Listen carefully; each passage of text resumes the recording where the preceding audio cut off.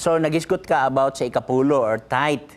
O ni bisag di ni ako kay maklaro pero murag magit na ko nga ang imong gisgutan kung nahalinan ka sa gitawag nato og yuta. Imo ba na siyang kuhaan og ikapulo? Okay? So aton tan-awon igsoon ang mga prinsipyo naa sa Leviticus kapitulo 27. Okay? Atong kuhaon ang prinsipyo sa Leviticus kapitulo 27 sa iyang bersikulo 29 sugod. Okay? Bisag 30. Og ang tanan nga ikapulo sa yuta, maingon man ang binhi sa yuta, apil ang mga product nini, mausab ang bungas sa mga kahoy, iya ni Jehova. So sa ato pa, yuta, mga produkto sa yuta, iya ni Jehova.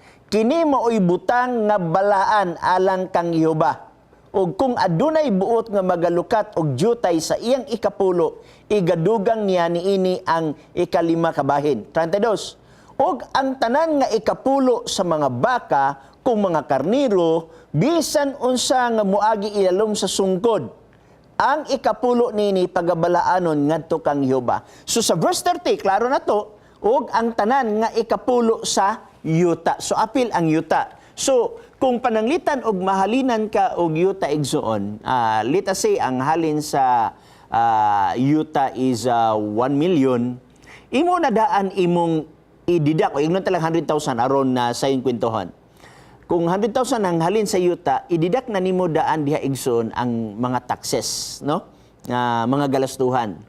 Kung unsa may limpyo diha, mo na imong ikapulo. Okay? So kibali ang imong ikapulo is ang limpyo na daan igsoon. Okay? Minus na siya mga tax, minus sa kuan na. So kibali ang imong gitawag kinitaan mao to ang imong kuan sa ikapulo.